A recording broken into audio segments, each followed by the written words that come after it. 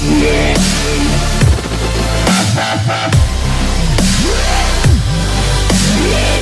Labour MP got into a fiery row with former Tony Blair spin doctor Alastair Campbell and hit back at calls for a second Brexit referendum, insisting Brexit offered Britons with the opportunity to have their voice heard.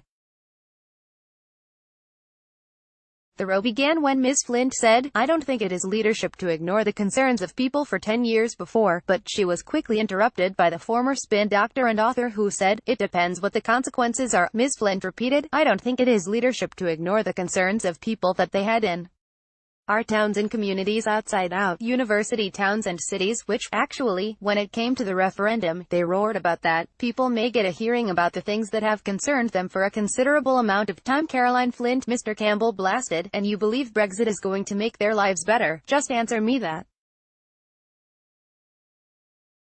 Is there any Brexit that is going to make the lives of these people better?" The Labour MP, who campaigned for Remain but defends the vote of the British people, said, "Do you know what?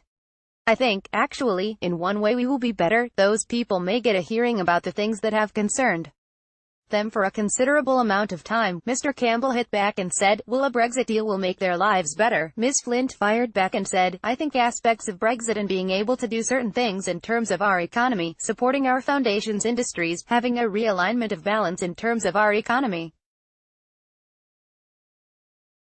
Brexit news. Caroline Flint said British people were ignored for years before Brexit. Image, BBC, and more importantly, Alastair, than anything else, I'm afraid it's sad that it took a referendum and leaving the European Union for people like yourself and others to actually start listening to those communities. Co-host Michael Portillo, a former Tory MP, hit out at the Remain campaigner and said, "He's not listening. He's intent on not listening." BBC's Andrew Neil was forced to intervene in an effort to stop the row from escalating further. Tens of thousands of people are expected to take to the streets of London on Saturday demanding a people's vote. The People's Vote march will start around midday and speeches will then be heard from prominent supporters of the campaign near Parliament Square at around 2 p.m.